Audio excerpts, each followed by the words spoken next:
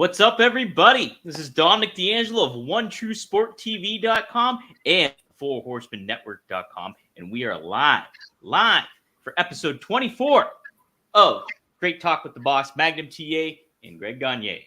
Hey, and we got Magnum TA and Greg Gagne right here with us live. Magnum, how you doing? Greg, how are you doing? Go ahead, Magnum. You had a big birthday, a couple of days ago. Yeah. I'm still trying to recover. Right, this whole 65 gimmick is something I can't really wrap my head around too well. But yeah, I'm glad to be in the game, and it certainly I don't see any retirement anywhere in the foreseeable future. So, full steam ahead. I thought you were just able to run a car at this point. I thought you were turning 25, Magnum. Thank you. You're welcome. And we got the young, spry Greg Gagne here too. Greg, how you doing? Oh, yeah. Well, I'm a little, I didn't have a birthday yet, but I got a few years on TA. And do you? Well, quite a few, as a matter of fact. You turned 65 or 66? 65. I got you trying to keep pushing me down that road. Back on anymore, Greg. I got 10 years on them. That's why I don't remember a lot anymore. So, bear with me. You and Rick both. So there's something about that generation. Yeah. How about it? We got a good chat going on. Almost over 100 people already tuning in, but we got some of our regular members, our One True Sport members from Liam Evans, who just also had a birthday. Happy belated to you, Liam. We also have Darren Staley, who's a stalwart here. David Von Boglin is in the house too. We got plenty of folks in here. Yep, new members. Josh Goddard.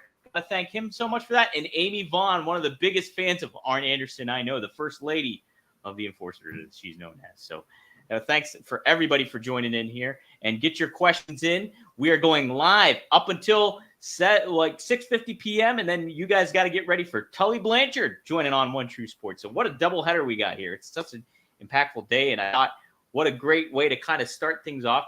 Tully Blanchard is joining us for an episode on One True Sport. And earlier this week, we had Medusa on tap. And both of you guys, Greg and Magnum, you guys have your relationship with Tully and with Medusa too. Greg, I wanted to get your little background about Medusa herself, getting introduced and starting off in the AAWA. And she was a real trailblazer for women's wrestling. Wanted your perspective on all that. Oh, she's just a great gal. But what did you say there? I had something with Medusa? Well, that she got introduced just into the AWA and everything. I thought you meant something else. I have no idea about it. No, she was a fantastic lady and a hard worker. Man, I'll tell you what, we made a trip to North Dakota, and I had a Corvette at the time, and we drove up there, and we were talking on the way up, and she's only maybe wrestling for maybe a month or two, and she was wrestling a gal named Mimi, who was out of Hollywood, and she wanted to be a pro wrestler too. And it was a tough night for the two of them. Yeah.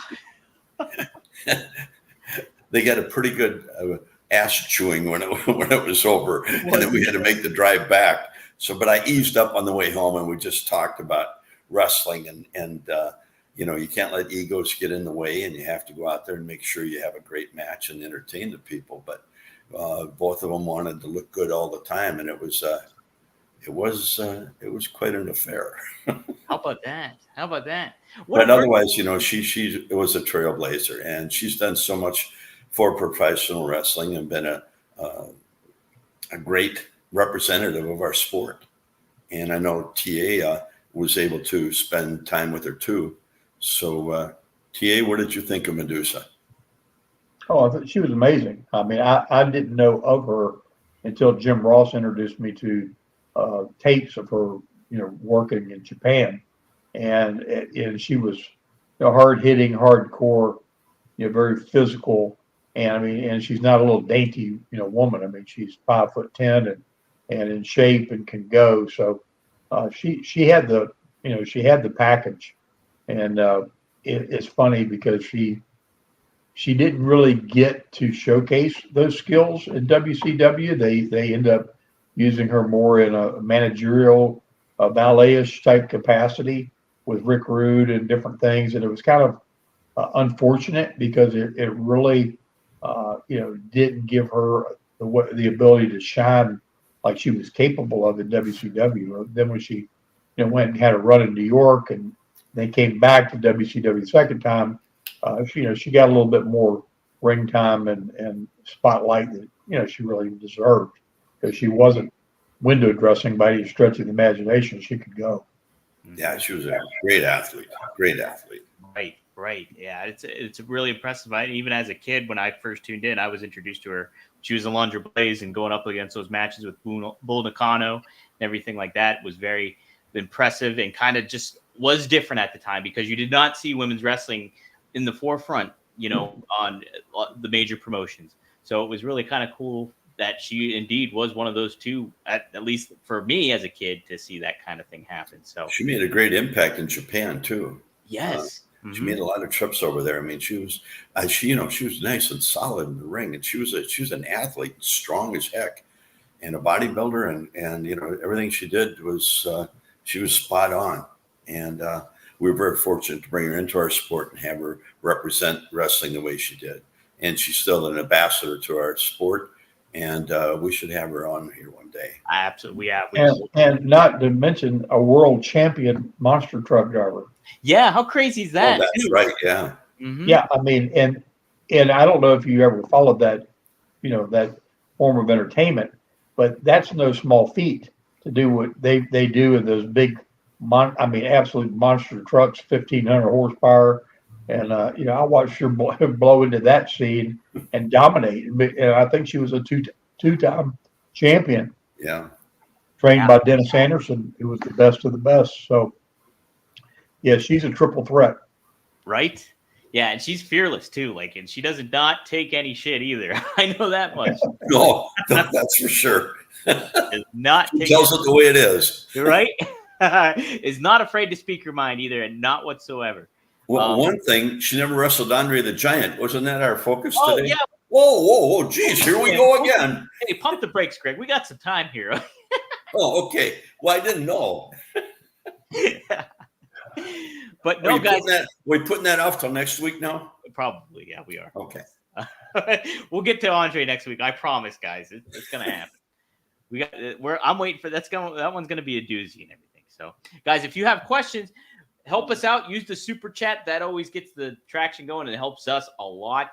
We have a good question here. Greg, can you share a Crusher story? Do you have a good Crusher story, Greg? Oh, Crusher story? Mm-hmm. Oh, let's see. Can I think? I'm trying to think of one that I can tell here and not get us all in trouble. That typically happens on this show. It's like, which one's going to be real and not? He was quite a good character, and he was an unbelievable personality in Milwaukee. He go by Crusher, the man who made Milwaukee famous. After Miller Beer made Milwaukee famous. Yeah, and he was when you walked into Milwaukee. I mean, he was like the guy. Wow. And quite a personality. He used to, later on in his career, he used to follow Jim and I around, and if we could help him out in any way. He'd always bring the champagne. But he was him and the Bruiser were quite a tag team. They teamed up in Chicago, and man, they sold out every arena they were ever in. And the Crusher was a hard worker, came from a background working in the factories and stuff, and became a wrestler. And he set it on fire. Man, yeah. I thought it was so neat too. I think it was like 2018, 2019. Didn't he got a statue in Milwaukee, right? Yes, they did. They honored him in Milwaukee. In fact, a bronze statue. It was out at I think it's out at the airport now. They moved it they had a park in Milwaukee, and I went out there for the Jim and I went out, and when they did the big announcement and a big party there for him, and it was quite a spectacle. And I think now they've moved that into the airports. When you come in Milwaukee, there is a big statue of the Crusher with the cigar, and he'd wear sunglasses on his interviews with the one lens out. He came out of the bar the night before and had to throw some of those turkey neck bums out of the bar, So and have the big cigar, and He was a wonderful person, a great interviewer, and you know, in the ring, he did what he had to do, and he was God. He drew money. He was big. He was the kind of guy too that didn't really need a title either, right? Like, He what? He was the kind of guy that didn't really need a title either. No, he won the world championship at one time. Though he had it for a short time. Tag team champions with the Bruiser, also with Baron von Raschke. Him and Baron teamed up. That was quite an outfit. Yeah. They drew a lot of money, and they were sensational in the ring. Just a really, they did some fantastic interviews together, though. I mean, Baron had the claw, and that's all you needed to know. Great interviewer, and the Crusher was a great interview, and they would almost try to top each other every time they were on. So you didn't know what you were going to get, but it was always great. That's, man, characters like that too. It's like you can't write those. Like he was a working man's guy. I mean, he worked in the factories and all that, and the average guy could really relate to him. Go after work into the bar and have a few beers and get in a little barroom brawl and head home. And that's the way he did it. And he brought that same image into professional wrestling, and it worked phenomenal for him. Magnum, Dusty was kind of like that, obviously, for Crockett and everything to that aspect. Is there another guy that really was like the blue collar kind of people could really relate to, maybe on a smaller level than Dusty? I know Dusty kind of epitomized that in a lot of ways. Yeah, I mean, a lot of guys back in the day, from Jim Crockett Promotions, that whole thing growing up. I mean, that was a common theme, I mean, you had your guys that wanted to be, represent the Hollywood jet flying kind of looking deal besides Flair. I mean, that was, people that wanted to be presented as a superstar. But I mean, guys like Rufus Hart Jones and guys that could talk so well and relate to people, every day. Because again, it really, that was our bread and butter. I mean, certainly we had the professionals and doctors and lawyers and everything else that followed wrestling, but that hardcore group that came down and paid their hard-earned money every week and watched it were, by and large, the blue collar fan. And of course, Dusty tapped into that to the nth degree. Yeah. But I mean, nobody could tug on their heartstrings like he could and talk about things that were relevant and that they could relate to. And that Hard Times interview they did was, a classic to this day. Probably my all-time favorite promo, I would say, is that promo. I think if I had to pick one. Is there, when he, like, certain moments, is there certain things that really stand out to you that Dusty did with the current times from a promo perspective that he connected with, like something that was topical at the time that really resonated with fans at the moment and anything like that? Is there a certain news outside of wrestling kind of topic that he kind of tackled? Is there something that stands out to you, Magnum? He was always stretching and to try to be, I mean, he pictured himself, like when Muhammad Ali and Joe Frazier were feuding. Yeah. And he had that, that gift of gab. And as a matter of fact, they had Joe Frazier, refereeing one of the matches between him and Flair, early on for that reason. So he was always, wanting to, he wanted to relate to those people, but he wanted them to see him as this massive superstar. I mean, his thing was creating a superstar persona, and people that he wanted to draw money with. That he called, if you were a big money ball player, and he designated in his head that that's your role and that's where you were to be. He did everything to craft it around you to put you on that pedestal and put you in that spotlight. And and he was the absolute master of it. And the time that he and I worked so closely together, he wasn't pushing himself that hard because he had an agenda for me, but he was still keeping, the feud and the things going. He knew when there was mileage still left in something. He wasn't like the kind of guy that was going to beat a dead horse when there were so many successful things going on around him. But I mean, the fact that, he could still go out there with Flair and go 30, 45 minutes and they could tear the house down, and, again, I think Dusty was so Rick's 10 years older. Dusty's was about 14, 15 years older than me. And he still had plenty in the tank and could still do it. But again, like, it's so different to see him in his Florida days and Florida Championship Wrestling and what he did on, Georgia Championship Wrestling before all this happened and until it evolved into, the Crockett promotion and a coast to coast type business. It was just, it was amazing kind of watch all those transitions go. Because, he basically wanted to be the star as long as he could, but he also got a great deal of satisfaction out of being the Cecil B. DeMills. Yeah. Create the magic, and he could dream some stuff up and talk it. And I don't know if you ever remember when they did the vignettes with WCW, and they had Dutch Mantel and Black Bart and somebody else, and doing this Western stuff. And it went up like to Ghost Down in the Sky or something, and shot all these things. It was like classic television. It could have been a sitcom, and it was just to push this little group of guys that they had no intention of doing anything but having them kind of in the middle of the card and bouncing around and being entertaining. Randy Colley, he was the other one in it, but it was so funny that he could come up with an idea and they could go do something that was almost completely improvisational, and it'd be better than something anybody could sit down with a screenwriter and come up with.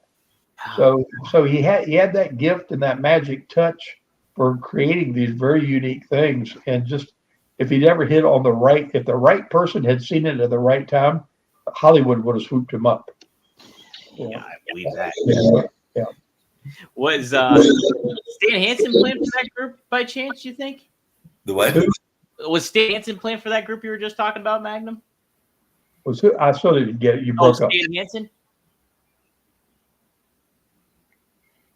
I still didn't get it. Oh, you still didn't get it. Stan Hansen? Stan Hansen, no. No. It was like it was Dutch Mantel and Black Bart. And the other guy. And Tom Colley. I think it was Randy Colley. Randy Colley. But they were like they had the old Western hats on and the long rider coats and all the stuff. It was hilarious. I know Dutch probably doesn't remember it with fond memories because I think he's got some very opinionated views of some of those things Dusty did. Really, but Dutch doesn't really mince his words, but it was just good stuff. And Dusty would rub elbows with Willie Nelson and Hank Williams Jr. and all these folks, and he just he reveled in just that thing. He was in the limelight whether he was in the middle of the square circle or if he was holding court at the corner of the bar. It didn't make any difference.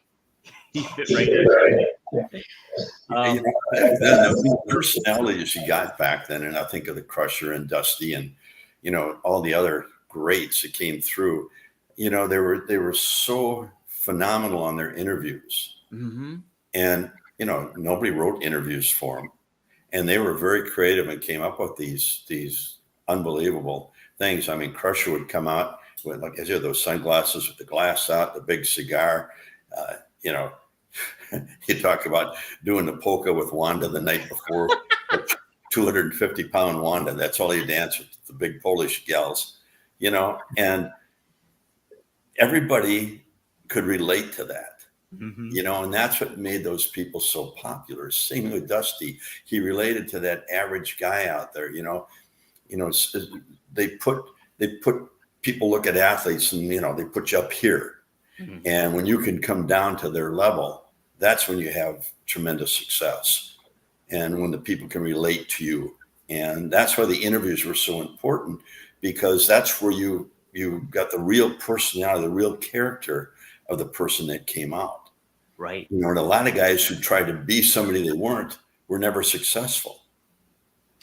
Let me ask you this, Greg. Did Vern kind of struggle with that connecting because he was such a big figure and like being like an Olympic wrestler and all this kind of thing that he was so good at, and he was on a No, different level of that. Did he have trouble kind of connecting in the way that the Crusher or somebody else? no, not at all. No, Vern was, he was the all-American guy, Yeah, and he could relate to the people really. I mean, he related, in the 50s, he was the biggest thing on that's what I TV. mean. Like, because I was thinking that would that be more difficult for him to kind of make that? Well, no, you just have to be yourself. Mm-hmm. And that's what he used to tell us. It's who you are inside. Let that come out. Don't try to be somebody you're not. Mm-hmm. And just when you talk, so that people can understand it and feel it, Mm-hmm. and feel your emotion. Right. And he was great on helping people with their, like Dusty and Vern. They were both on that level where they could really help find the person's real personality and help them create an interview. Crusher didn't have to. I mean, that was just him. He was so unique. You never knew what he was going to say out there. Yeah. And little Marty O'Neill, he'd do an interview, and after Crusher would get off, he had that little grin. He'd put your glasses. You heard it all, folks. You got it all there. Yep. Don't miss this one. We'll pop up this super chat here from Dwayne. This is a good one here. Dwayne Atkinson. Greg, how come Arn Anderson was never brought in the AWA? Seems like he was from Minneapolis, or was he offered and declined? I never knew why. I mean, I don't think. I mean, he was pretty well set where he was at. There's no reason when you're being successful where you're at to just move somewhere else. Right. And I don't think Arn was from Minneapolis. No, he was just Pensacola. Maybe Pensacola. Ole Anderson, Georgia, right? Ole Anderson was Vern trained Ole. Yeah, and trained Gene also. Mm-hmm. And then when they became the Andersons, and then they brought in Arn and the Anderson crew. But no, he never was. We'd like to have had him in Minneapolis, but he would have such a run where he was at. There's no reason to, get up and move your family, come to work a different territory at that time. And I knew he's a big fan of the Carolinas, and staying there. Yeah. Well, we'd have loved to have him. I mean, they were. I'd have loved to have Jim and I work with the Andersons. Yeah. I mean, that was quite a crew. And then when they formed the Four Horsemen, you miss not being able to, been able to work with those people in the ring. Right. And I really, I never left the AWA, so I never had that opportunity. We went to St. Louis and Georgia for a couple of weeks. They brought us down to Atlanta to go with Bob Orton Jr. and Dick Slater for the championship. And the first night we were there, we had a great match with Dr. Jerry Graham, the big one. You were telling, you mentioned Rip Bach. I know I've talked about that. But after that, they booked us with Bob Backlund and Jerry Briscoe every night. So we're not going to have any opportunity to draw any money down there doing that. Right. You need this. So no, I never had that opportunity. I wish I would have. I wish I'd had an opportunity to go to the Carolinas and work, with the great talent they had there. Absolutely. I'd love to have worked with Magnum at one point. How about that? Well, yeah, there could, we could fantasy book a lot. I want to see that match happen still, so I'm down for that. But okay, Dwayne Atkinson asked another one. First I ever got emotional was seeing Magnum walk out at Crockett Cup. Was that planned in advance, or did it happen last minute, Magnum? No, I came to the event to come to the ring. Mm-hmm. We didn't really know the impact it was going to have. It was my first public appearance, since the accident. Yeah. And Baltimore was just a great venue for us. It was so electric, and we were so strong there. And I'd wrestled Flair, I don't know how many times, and Tully and Nikita, the whole group there. So, yeah, that long walk from the back of that building out to it, for me, it was like I walked up on Mount Everest or something to get there. But the fans it was deafening. It was amazing reception, and something I'll never forget. So it was emotional for me. I can imagine what it was like for, people that were living it, live and watching all that, unfold. Yeah. Yeah. Oh my gosh. Yeah. Jeez. Yeah. What a moment too for that. And, man, yeah, even I kind of feel myself like getting that, man, like getting caught up with that, how cool that would have been. And, oh my gosh. But that was real life. Yeah. And that's what was projected to the people, and that's why they got so emotionally connected to you. They do now, the WWE, watching their programs now, I see it changing quite a bit, and they're getting back to, I think, a little bit more of the great storytelling in the ring, and where people can emotionally get into you, rather than just it being, to me, it was like, here's the big show coming to town, and here's all the great personalities, and bing, bing, bing, bing, bing, and you had a great time. But to emotionally get that crowd into your personality, that's when it's electric, and that's when you go out there, and I can't even explain the feeling you get. The goosebumps and the adrenaline going through you. Well, I'm going to give you some goosebumps and switch gears. Okay. So where's Ricochet going? Ooh, that's a good question. So Ricochet. Yeah. Did you see that segment on Raw this past Monday, Greg? Is that the one where he got racked up real bad? Exactly. Yeah. We're thrown through the windshield of a car. Yep. And taken off in the ambulance. Yeah. Unbelievable. And he'd been all over social media telling everybody that he'd given his notice. Yep. And his fiance is probably arguably one of the best announcers in the history of wrestling, working for them. So if that dynamic isn't got everybody sitting on the edge of their seats to watch, that's more interesting than anything they had him involved in while he was there. 100%. That's great. To be fair, I know hands down, Tony Khan, Will Ospreay, they have this dream of having a Will Ospreay, Ricochet too, blah, blah, blah, blah, blah. But man, I just hate it because there was so much meat left on that bone and what could be done. And, it's like, if they hadn't, they pushed Roman Reigns for what seemed like years, when they couldn't move the needle a centimeter and make people care about it.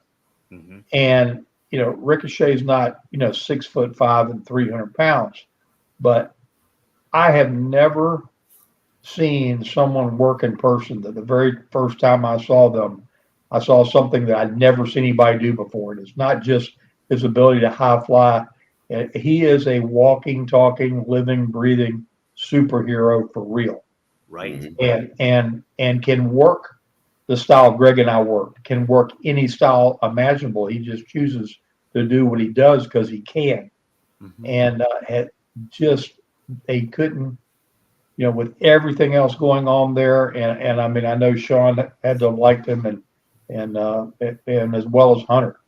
Somehow that thing just was a missed opportunity because his mic and persona and getting the people invested in him as a character is the same thing that Roman Reigns couldn't do. Yeah. And it doesn't just happen overnight. You've got to give them opportunities, sprinkle them in different things and do that, but you can't steal the hope of a young lion and make him not feel like he's got a path in your organization. So I'm watching that closely just to see where all that unfolds because, it's not to say that he couldn't go somewhere and come full circle and come back like Cody did. Right. And come back. But there is no other, there's everybody else. There's a WWE and then there's everybody else, trying to play catch up in some way, shape, or form. And unless you can, main event WrestleMania, that's the Super Bowl of our business today. Yeah. And if that's not your goal to do that, then you really shouldn't be lacing up your boots. I completely agree. 100%. So anyway, I had to throw that out there because we didn't have a lot of time, but that's a big deal. It really was. It was good, and his fiancee there, her getting in that ambulance. I mean, that was emotion. Yeah. That was old school emotion right there. Is he staying with the WWE, TA, or is he? From how it sounds, reports sound that he's probably leaving. Really? And, yes, and I think it's a big aspect of it. Probably money, as usual. But I think too, it's like, what Magnum, you were kind of referring to it. I think he started off in there. He felt like such a big deal being signed by WWE initially. I remember him going there, and I was like, oh, they're gonna make something out of him. But whatever it was, which I'm probably thinking Vince McMahon was just like, yeah, he's not my type of guy. Not big enough. Not big enough. Not maybe on the mic he had questions or something, but here, and like Roman Reigns was the be all end all here, and so I think he was extremely limited and kind of almost snake bitten after that fact, where like he was lost in the shuffle, and a lot of the athletes that came in later on was more reflective, maybe Ricochet's style and stuff like that, and so here he got lost in the mix. And like they had moments here, like especially on the back end of this stuff, like with the Speed Championship, and then he had some good storylines where he was winning a lot of matches and being in contention for stuff. But I really think his initial jump into WWE, especially on the main roster, was inhibited by Vince McMahon's decision making at the time. I think with all the finesse, you got to be able to change gears. There's got to be a rawness, almost a savageness that you can bring out in the midst of all the other things. I mean, Rey Mysterio has done a great job of being that size, doing those things, but still being able to tell that story, convince you that his impact, his ability to do damage, come out as the underdog. He's made a career out of that, done it, fantastic. And that's there's just a nuance and a piece in that package with Ricochet to go along with. It's not just the ring, the talking and getting people vested in you. Is looking like, well. So who's the guy that was in the match with Braun? What's that guy's name? Ilya Dragunov. Dragunov. Yep. Dragunov has got that raw. Looks like he is a flipping pit bull, attack. I mean, he attacked flipping, I mean, he was no more impressed with Braun Breaker than a man in the moon. I mean, he came after him like he was going to steal his lunch and go take his girl. Right. So I mean, he came out there and gave a fight, and there's a mix of all that marries up to the spectacular, looking and then going and leaping and cutting a 6.5, flip turn, onto everybody. There's a magic of all that to mix that up. So I want him to go make all the money he can make and do what he does for his family. I also want to see him put the rest of the elements together in there that could make him that well-rounded. Because I mean, his work compared to Will Ospreay's they're not even the same sentence as me, to me. But if he ends up going there, which I would say 99.999%, that's probably what'll end up happening. If they don't do any better with him than they've done with some other very high flying folks that they brought in there, then you'll just get lost in the spot monkey fest of that world. It all goes back to the storytelling in the ring. Mm-hmm. And to me, with Vince and with he wants action, constant action. Well, if you have constant action and you're doing these great big huge bumps and coming flying right back up, somebody knocked your head off. How do you expect that people get emotionally involved in that personality? Yes. And that's why, I say I like it. I know they have to keep the pace up for TV because the attention span of the American public, according to TV, is 8 seconds before they turn the channel. So they want that constant action. But I've noticed with the WWE, they're starting to tell more of a story in the ring and slowing their talent down a little bit. But there were still some guys that, boom, boom, boom, boom, boom, boom. And even though they're great, they're not emotionally getting the people involved with them. Mm-hmm. And you can only do that either with your interview and then your match, to me. And maybe I'm way out of the atmosphere here with all this, but because things have changed. But I still think that we could go into the ring and have an old school show if you had two great personalities that knew what they were doing, and slow it down a little bit, tell that story, and you could still get the people. One group today could do that. You could have a tremendous, and Randy Orton does it every week. Randy does it every week. There's a prime example right there. Yeah. So Randy's the master of getting all the mileage out of everything, timing, selling his back, like he's hurt himself and he looks like $1 million, and he doesn't have the things that he does look like they mean something. The punches look good, and just the guys that just go do things and then they no-sell them and then they're trying to make this, everybody look tough and everything. They lose the whole continuity of what they can do. I mean, Dustin Rhodes went out there with that Perry kid the other night and put on a clinic. Yeah. Mm-hmm. A clinic. Yes. And it wasn't bing bang boom all over the place, but it was absolutely fantastic. It totally was. Dustin knows what he's doing, and I think it helped out Perry, and it did. It made him. He totally made him. Yeah. Mm-hmm. And Perry's way better heel than he ever was a babyface. Oh, I completely agree too. Yeah, absolutely. He's like that chicken shit. But he's a good looking kid, and I think there's a lot of potential with Jack Perry moving forward. Huge.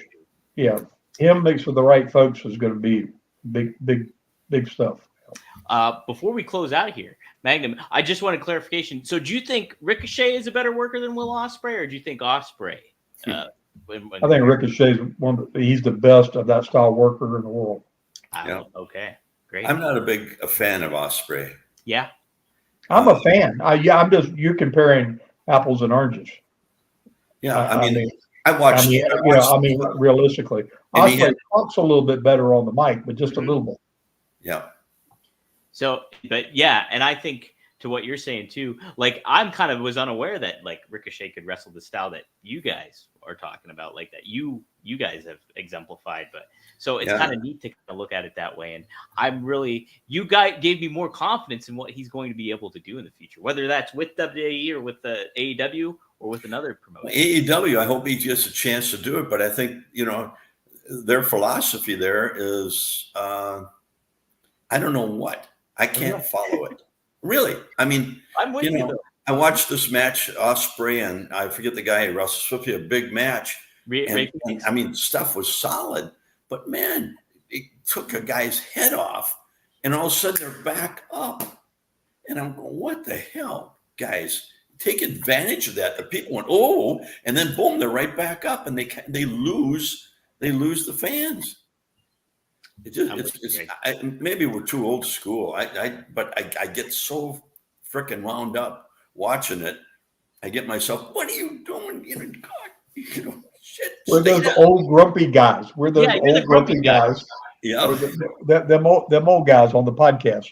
Yeah. I'm going to be over one of the two. I'm going to Photoshop you two as the grumpy old men, the old movie. There you go. Grumpy old man of wrestling podcast.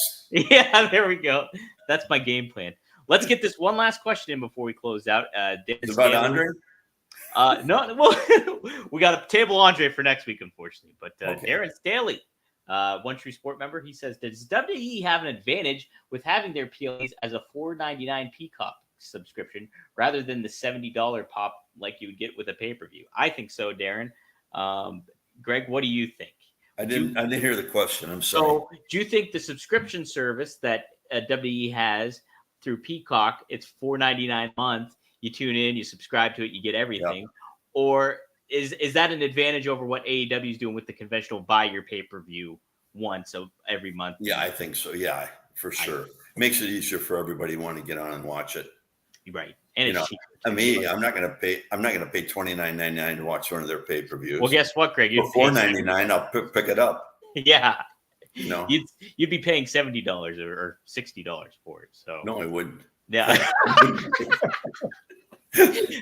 Magnum, do you agree on that sentiment? Yeah, no, I didn't get it when they first did it, but when you look at the volume, I mean, when you look at the numbers of subscribers and you do the math, obviously it works for the WWE wouldn't do it.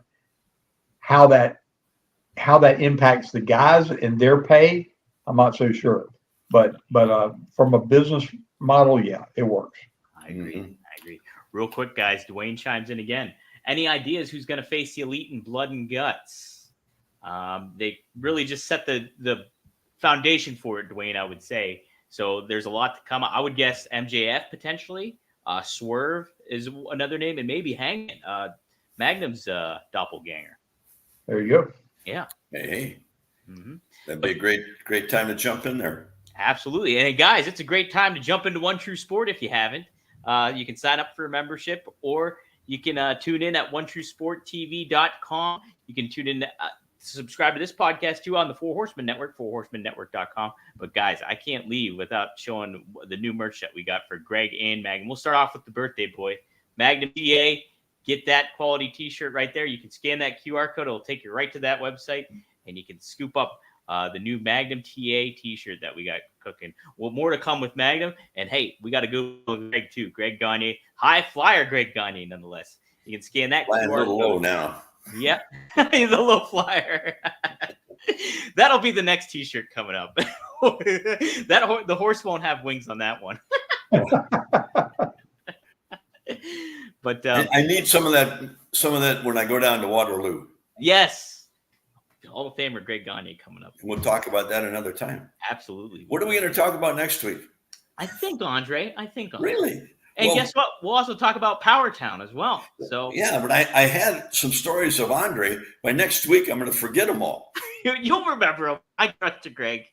All right. You're only 40. That's it. Yeah. I got to count on TA to bring back my memory all the time. Yeah, but go to powertownwrestling.com, guys. Check out what they got going on there. There's some exciting stuff on the forefront, right, Magnum?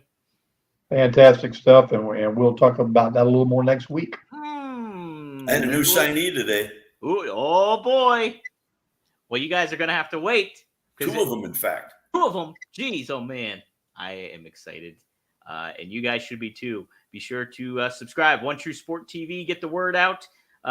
Yes, or go to onetruesport.com for your merchandise, powertownwrestling.com, fourhorsemenetwork.com. What a great episode, guys. This was a quick one, but it was very informative. I learned a lot already. Crusher, Ricochet, all that stuff. I'm going to stick around and watch Tully now. Then stick around and watch Tully. He's going to be live.